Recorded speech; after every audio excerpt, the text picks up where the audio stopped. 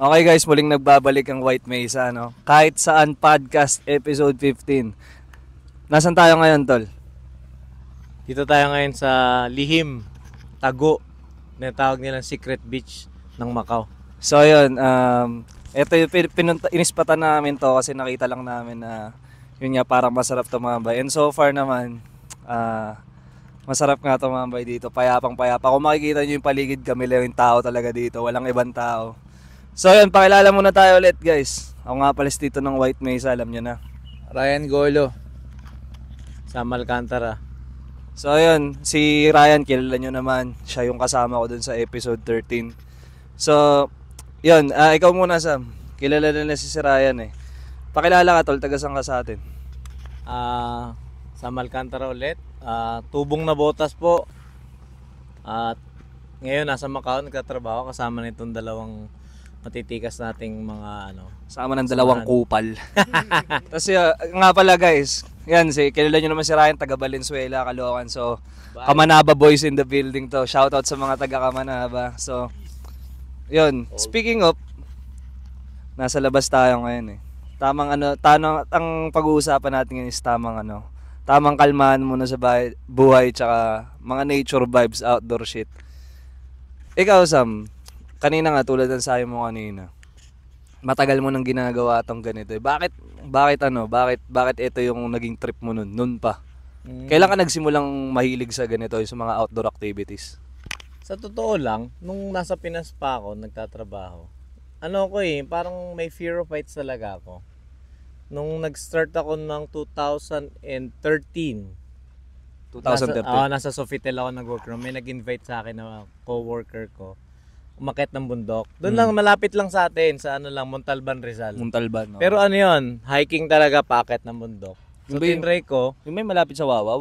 Yun, sa Wawa mismo. Wawa mismo. May 3 bundok kasi doon.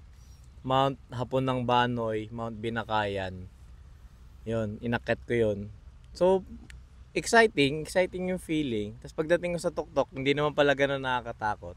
Doon na nagsimula. Tuloy-tuloy na yung trip ko sa buhay, nag-invest ako sa mga camping gears hanggang sa nakit ko na yung Mount Apo, Mount Giting-Giting. Nakapag-hike ka na sa mga ganun? Oo, nakit yan yung trip ko simula 2013 hanggang 2017 bago ako mag-Macau.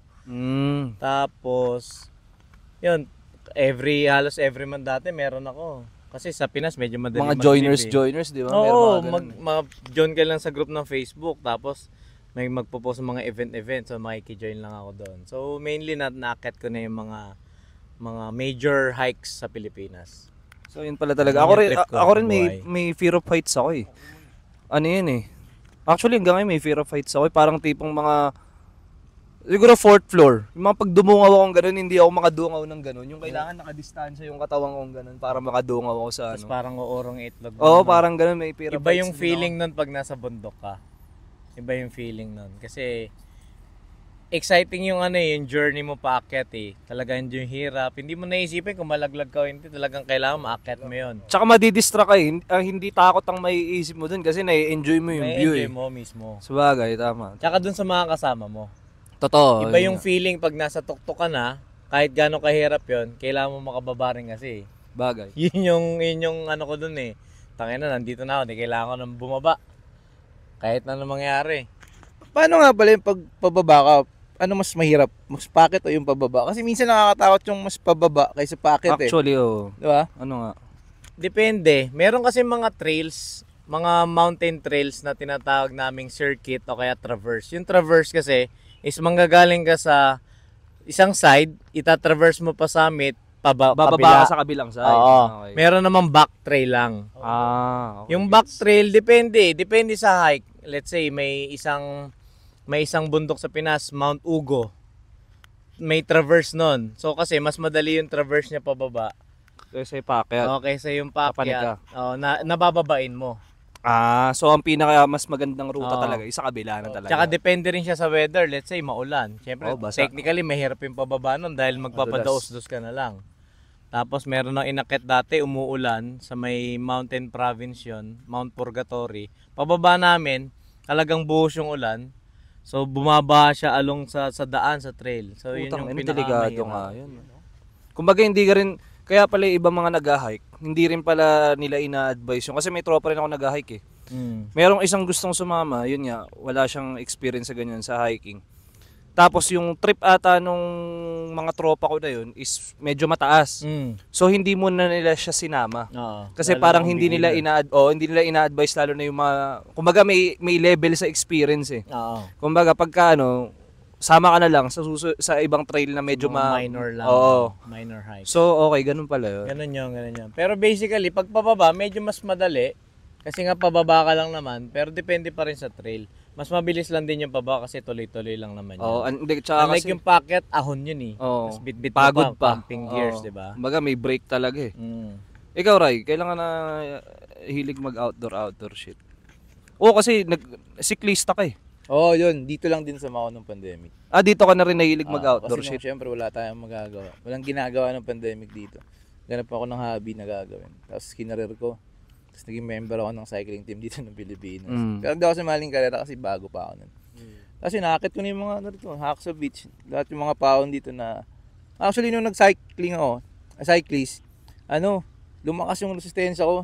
Oo, lalo binti Sobrang mo. lakas talaga. Laki nga nung kalbs ko. Kaya okay Parang kasi din. Pacquiao niyan, tol. Hindi naman. Hindi ba? Okay din. Kaya sabi ko, yun talaga trip ko nun eh. Pero hindi ako makakit ng mga bundok sa Pinas. Dito lang din sa Macau. Oo, kasi may mga nakikita rin ako mga siklista, yung mga nagda-downhill pero bundok. Oo, yun pa. Ano yun? Iba na yun. Ano yun? Mountain bike na ano yun eh. May tawag sila doon. Parang, hindi, parang full suspension yung bike nila. Talagang yung babawas, pare. tsaka pag brake boy talagang Malakas. May napapanood kasi ako sa TikTok ng mga ganong video eh. Yung may trail talaga na pang bike. Tapos merong mga nag-hike na papanik, puta yung mga video na muntik nila masagasaan, ganun. Ang dami pa lang ganun, kailangan kumbaga Tsaka mga pro minsan ang trip gumagawa. nila sa gabi. Oo, tol. Nakakatakot yung pababa ng bundok. May gumagawa nun dito, di ba? Sa Yung sa taas. may Sila, sa may hagdan. Actually, katrabaho natin isa dun eh. Sino? Si Kuya Lex. Parang Di ba may nakikita ko gabi sila nagda-downhill. Tindi na nakakatakot. Nakakatakot yun, lalo na tayo, Sam. Tanga na may pair of heights tayo. Hindi ko, yung titingin ka lang ng ganun doon sa ilalim, tapos nakabike ka, hindi mo gamit paa mo. Nakaasa ka sa gulong. Dati nag-ano rin ako dati. Along with the hiking, may mountain bike din ako dati. Nakalimutan ko nga yung tawag sa mountain bike ko. Nun yun, pang trail yung akin, yung binili ko. Okay. Mga ano yun, full suspension. Kasi di ba road bike, Mountain bike. may isa pa eh. Hindi yung pang cross country nga ang tinatawag nila na bike eh. Kasi depende rin sa gulong yun, di ba? Yung mga pang Iba-iba rin. yung road bike yung maninipis eh. Mm. Tapos yung mountain bike ko nun yung may mga ngipin-ngipin eh. Tapos full carbon yung Harap. naka-hydraulics yung brake ko. Basta pang nagte-trail ako dati, meron tayo dun sa may AFP. Yung sa may trail doon, army trail. Talagang pang mountain bike din 'yon. Hindi siya bundok pero yung niya gubat-gubat tas may mga sanga-sanga.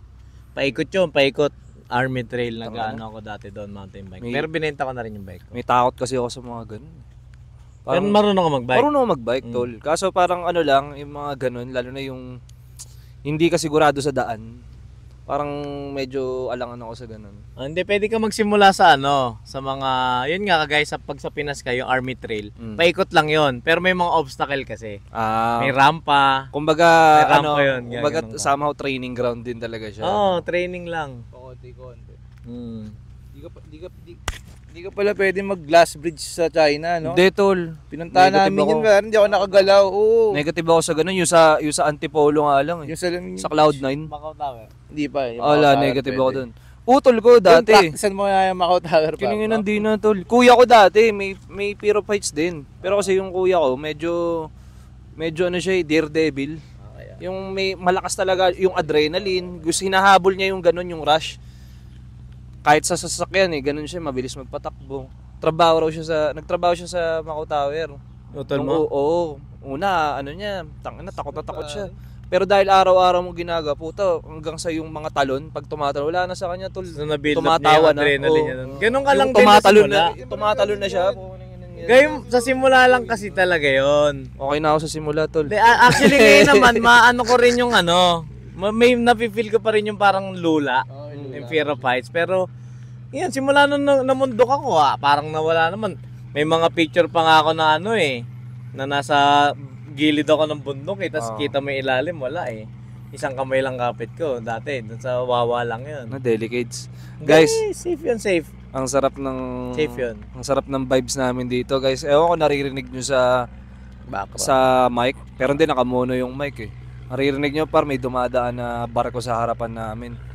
Sumaalon-alon lang yung tubig. Magbubukas na kaya ako ng ano natin. Ay oo pare, yan na. Buksan na natin yan, Sige, inumin boss, natin na. yan. Mag-usap lang kayo dyan. Oo, nandito kami ngayon sa Secret Beach ulit sa Koloan. So sa mga gustong magpunta dito, siguro maggawa tayo ng video na ano no, yung papunta. Papunta. Gawa na lang kami ng video, sundan nyo na lang. Pati yung bus na pwede nyo sakyan. Ang ganda, maganda umispat dito, sunset ngayon eh. 25.50 saka 26 ba? Oh, 25, 50, 60. Yan, check nyo yung mga bus na yan. Mga Tapos, nasa Macau dyan.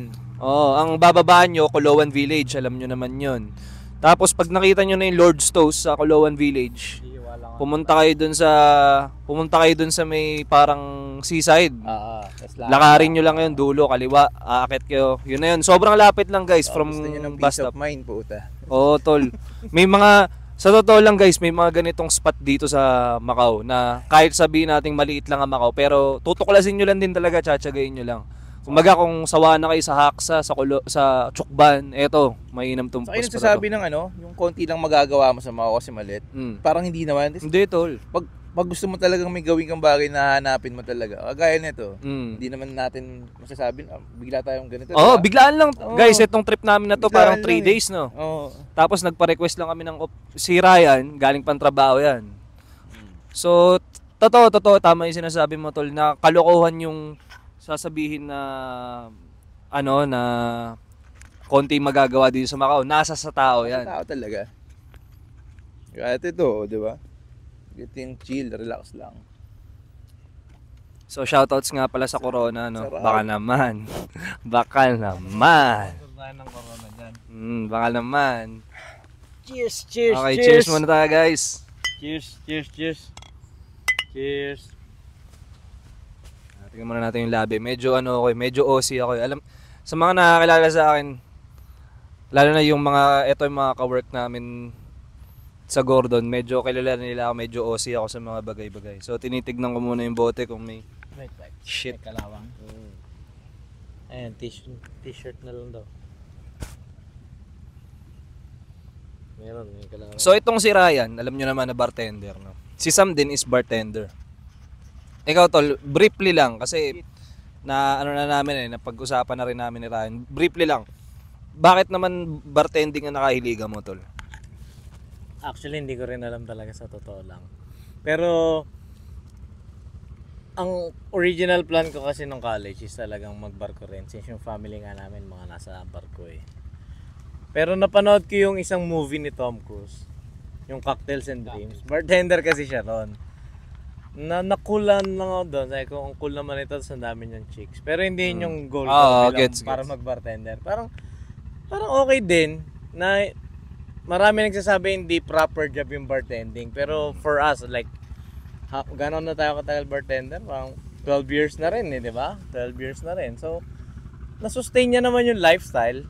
And then yung income, nakakapag-ipon pa. especially nandito. Nakakapag-provide. Tsaka marami kang makikilala kasi in your everyday life as a bartender. Lalo na, iba-ibang bars na rin yung napagtrabahuan namin.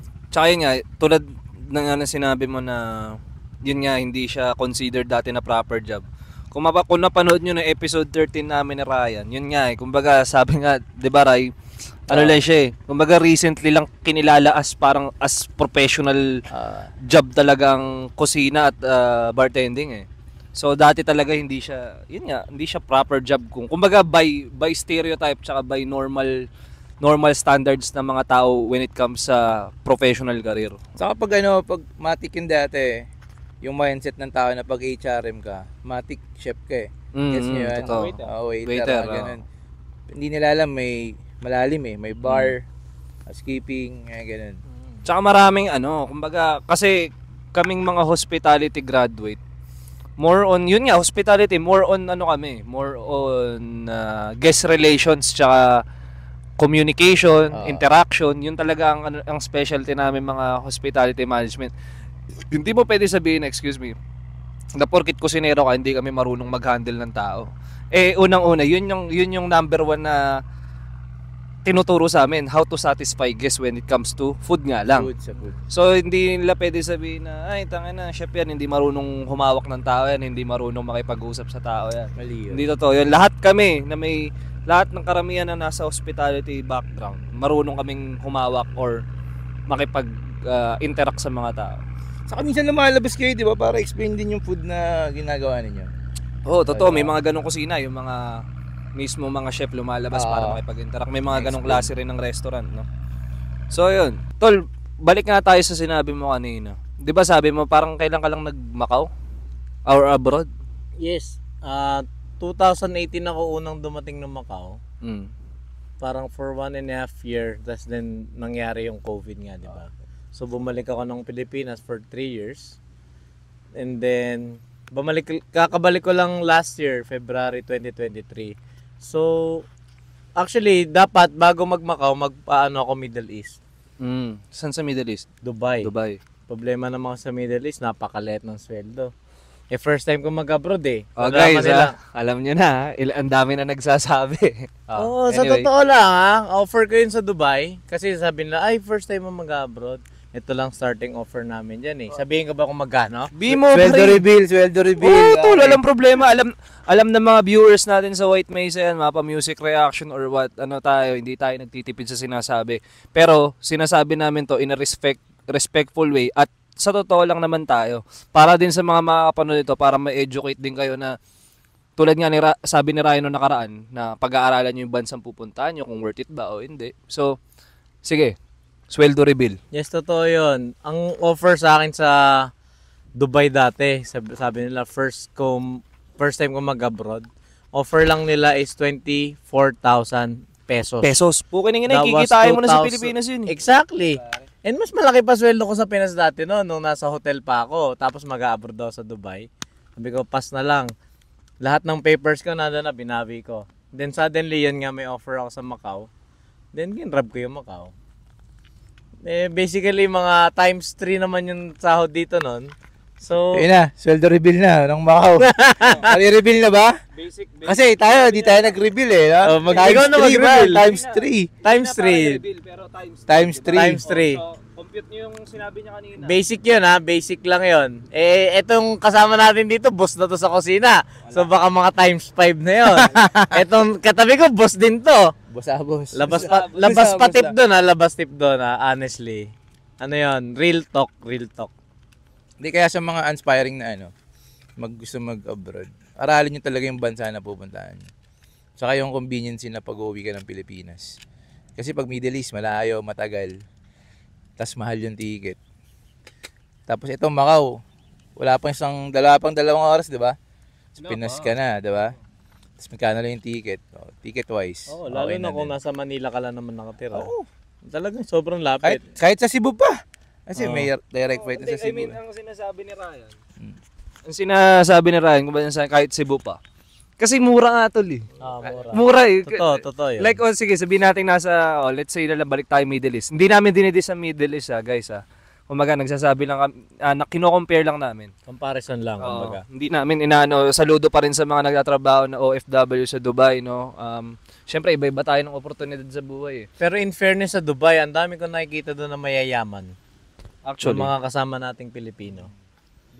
May mga napapanood ako na nagbablog sila na inalaw sila ni Dubai na mag-business. Kahit non-resident sila doon. Yun ang maganda. Yun ang maganda. May napanood ako doon, parang nag-start lang sila, nagre-rent lang daw.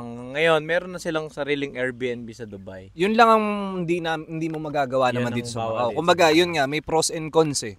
Kumbaga, dito naman sa Macau, hindi ka naman pwedeng mag-open up ng business kung hindi ka local. Gets mo? Yun naman siya. Kumbaga, kung hindi ka residente dito, hindi ka pwedeng magnegosyo. Yun yung cons, no? Pero okay lang kasi nga, hindi ka naman, sige. Pero kung balak mo mag-for good sa outside Philippines, maganda yung ganun, yung business ka sa Dubai.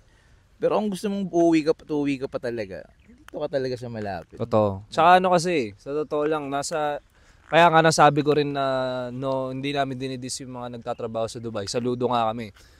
Kumbaga, kanya-kanya ng preference yan eh. Lalo na, meron tayong tinatawag na nakasanayan na. May mga OFW na kahit may opportunity sa iba na mas maayos pero dahil sanay na sila doon, hindi na sila, alam mo yun, parang okay na. Komportable na sila. So, okay lang yun. Depende sa inyo yun, guys. Pero ang sinasabi lang namin dito is yung experience namin dito sa Macau, no? Gano'ng katagal ka na ba sa Macau, Tito? Working o gano'ng katagal na ako sa Macau? Since first time mo na pumunta rito, Tagal na, tol. 2 dekada na ako dito. Mahigit.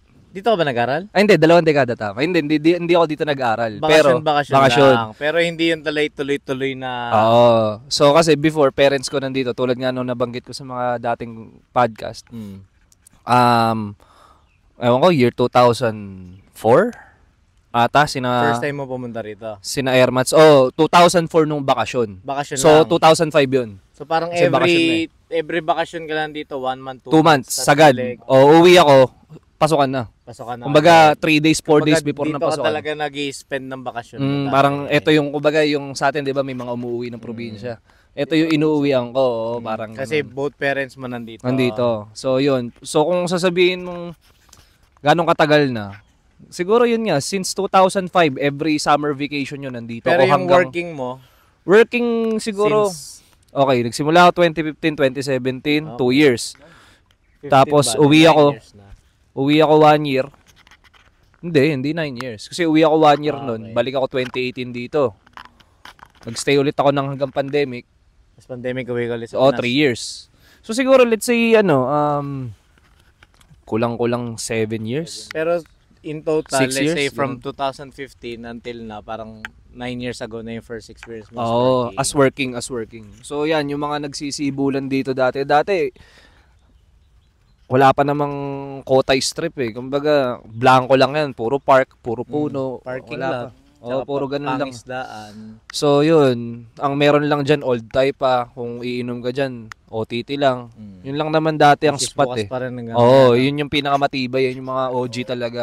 So yan yung mga negosyo dito na ganyan na, hindi na magsasara yan. Ayan na yung mga tipo ng negosyo na shoutout sa OTT yan. Mga tropa rin yung mga nandyan. Yan yung mga tipo ng negosyo na mamanahin na lang. Kasi since the beginning of yung prime time ng Macau, nandyan na yan. Oo. Kasi itong era ng Macau na to, hindi ko masasabing ito yung prime time niya eh. Kumbaga, ito yung pinaka-commercialized na Macau. Kasi nga, ang dami ng hotels. Pero yung sasabihin mong prime time ng Macau, siguro masasabi ko from era ng 2007 hanggang mga 2012, 2013. Yun yung prime time talaga ng Macau na, ewan ko kung inabutan nyo yung, hindi nyo na inabutan yun, yung may Moonwalker. Win Macau, tapos may bar street doon. Ano yun, tabi-tabi na bar yun, dun sa may likod ng MGM Macau. Yung may parang statwa na babae. Ganon. Isang buo yun, tol, puro bar yun. Anong year ka ba Tabi-tabi rito? yun. 2016, September.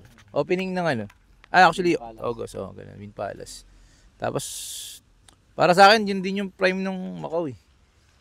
Kasi, Yun ang inabot mo kasi. kasi merong Cubic, merong Pacha, DD2, DD3.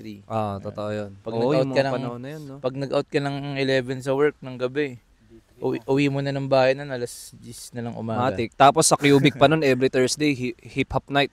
Hip-hop night. Kasi, di ba, usual lang, ladies night. Ah, Yun lang naman yung mga usual eh. Pacha, Friday. Friday. Ladies night. Dito may hip-hop night, kaya talagang buhay na buhay yung Macau nun. Tangin na, siguro sa... Matik yun, isang beses, isang linggo lalabas ka. Matik. Shoutout sa mga tropang Pacha dati na nandito pa shoutout sa sa mga... inyo. Si Jonathan, alam nyo na yan. Jonathan. Uncle Jonathan, si Woody, yan. Ikaw... sige, ikaw muna. Nung time kasi na sinasabi mo kanina, 2007 until 2012. Yun yung mga time pala na magbubukas pa lang si Sans Macau eh. Sans Macau. Hindi, Tsaka Venetian. naunang... Isa yan sa mga OG Sans Macau. Hindi, yung Venetian, 2000 ano yan eh, 7. Mga ganun nga. Tapos 7 is Tama, Venetian. Tapos 2013 is Sans Cotai Central. Yun, Sans Cotai. Nung nagbukas yun yung parang nagpasimula ng Cotai Strip eh. Totoo yun. Hanggang sa nagkatuloy-tuloy na tas Parisian 2015. Yun yung Kasi time na yan yung nagbukas-bukas. malalaking hotel nun dati dito eh. Lisboa, Tapos Sands, Macau, sa may malapit ba sa Grand Lapa ba yun? Basta yun yung mga ano nun. Sands pa ako sa Grand Lapa sa tabi. Oh, yun yung mga sikat na hotel talaga nun. Kumbaga, iilan pa lang din ang branch ng Sands nun eh. 'Di ba? Marina Bay, matagal na.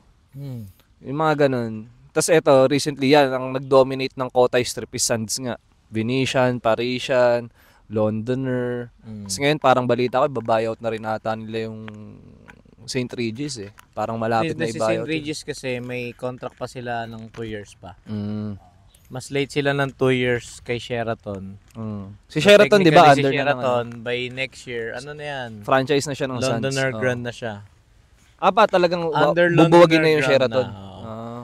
Magiging special ano lang tayo, special portfolio ni Marriott, pero management is under by Londoner pa rin. Oh. Under siya ni Luxury Collections by Marriott. Pero Yun. management under Venetian. So yun guys, sa mga sabi ko nga, sa mga gustong sumubok mag-try magtrabaho dito, especially mare-recommend ko yung mga hospitality management graduate. Try nyo Macau guys. Try nyo Macau.